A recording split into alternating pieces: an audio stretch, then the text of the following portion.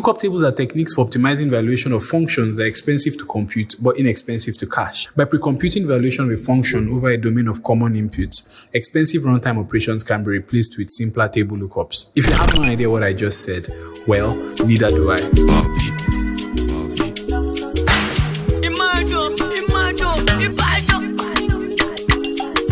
Hey, what's up guys? Welcome to another YouTube video. I'm Emmanuel King, filmmaker and photographer based in Nigeria, and today we're going to be discussing a very interesting topic, and that is lookup tables. Before computers were a thing, lookup tables were used to save time spent on complex hand calculations, stuff like trigonometry and logarithms. An easy example is the multiplication table. Say we want to solve a problem, let's say 6 times 9, all we have to do is check the 6 or 9 multiplication table for our answer. This means that whenever we have multiplication problems, all we have to do is just look up the multiplication table for our answer. Images are made of pixels, and pixels consist of combinations of primary colors. There are 3 primary colors that make up an sRGB color space, and these colors are red, green, and blue. This means that whenever an image is created, it essentially has a red, green, and blue version, and the combination is what forms our final image. In filmmaking, lookup tables are in the form of a small computer file which transforms these individual color channels from their initial state to a new desired state based on the instructions by the creator of the LUT. Each RGB combination of a color has a new value assigned. For instance, this shade of blue has been remapped to teal. But LUTs don't just change one color value in an image, they can change all. Typically, LUTs have technical uses which include transforming an image from one color space to another, previewing the estimation of a final look on a film set, or even monitor calibration. There are 2 main types of LUTs, and they are 1D LUTs and 3D LUTs. 1D LUTs, or one-dimensional LUTs as the name implies, are precise garbage in, garbage out LUTs. So let's assume this is a 10-bit image. In a 10-bit image, there are 1024 individual pixels. A 1D LUT will adjust the individual RGB values of these pixels, which in turn will give us control over our brightness, contrast, or black point. In the case where we want to create a LUT that can control the individual color channels discretely, we'd have to create what is called a 3x1D LUT. A 3x1D LUT is a combination of 3 1D LUTs which goes across the red, green, and blue channel discretely, meaning that we can do more complex color operations like white balance. Think of the 3x1D LUT like the curve tool, as they pretty much function the same.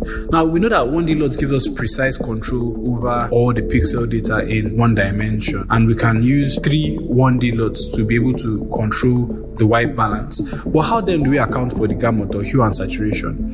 Enter 3D LUTs. A 3D LUT or 3-dimensional LUT is the luma and color 3-dimensional space represented by a cube. Unlike the 1D LUTs, which are precise line-by-line linear transformation, the 3D LUTs actually give room for a lot more complex operations and is actually a better representation of how colors work in the real world. Like I said, 1D LUTs are precise because you're adjusting each different individual pixel. But when it comes to 3D LUTs, it's kind of an estimation, because if you are going to be putting all the pixel data on the cube, what you run into is a data overload, because the cube will probably not be able to contain everything at once. So what we do is a simple mathematical operation called interpolation. Now, all this information is not necessarily relevant to filmmaking, and I'm sure you probably have gotten lost in most of the technical details. Let's recap. 1D LUTs are precise. They only operate in one dimension. You can't use them for anything other than adjusting brightness. If you want to adjust white balance, that would be a 3x1D LUT. However, if you want to do hue saturation transformations, you would have to use a 3D LUT,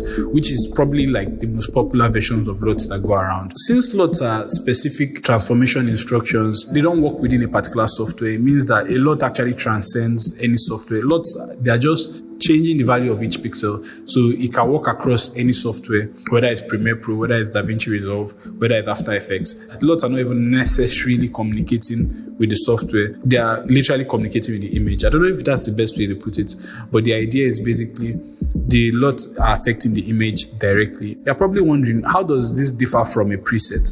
And as much as LUTs are actually very similar, they are also very different from presets. Since LUTs are essentially transform instructions, they are not device dependent. However, presets, on the other hand, are very software specific. So LUTs are dummies. The only thing you can do to a LUT is to probably reduce the opacity, but presets are instructions that are given to a software that can be saved and reused again and even adjusted further. A preset you use in Davinci Resolve is not going to be the same preset that you use in Adobe Premiere Pro.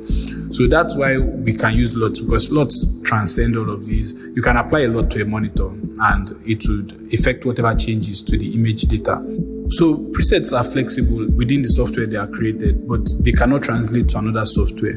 Now, one thing I really want to put out there, LUTs, I know we're going to color grade your footage. You can't just simply drag or drop a LUT and it's done. Except that LUT was precisely and specifically designed for your image. If you color grade an image with secondaries and power windows, chances are if you create a LUT out of that, it's going to be uttered bullcrap when you put on another image.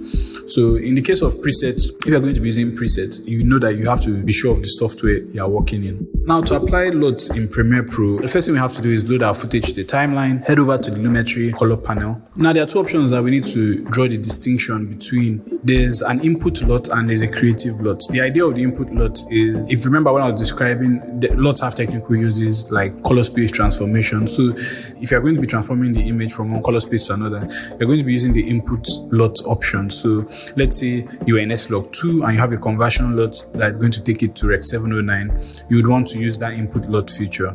Not like it makes any difference where you put it. The only difference is when you use the creative panel, you can actually adjust the intensity of the LUT. And that is important when you're going to be using creative LUTs. Now, generally, I usually advise against the use of LUTs, but if you have a project that you really need to get out quickly, that's when I advise you use LUTs. But they're not going to color grade your image. Whatever problems your image comes with, you have to still solve them. And this is what I'm going to show after now. For Davinci Resolve, it's a bit different. So first of all, in Davinci Resolve, we're using nodes. You can apply a LUT to a node. What advice is that you copy the LUT to the Davinci Resolve LUT folder. You can double click and it will apply on the node. Now, to reduce the intensity, all you have to do is go to your gain and turn down your gain until it's satisfactory. So if you enjoyed this video and you think it was great, give it a thumbs up. If you thought it sucked, you could give it a thumbs down. I really put a lot of work into putting out this video and hopefully there'll be a lot more to come. So can't wait to see your smiley faces on the next video. In my door.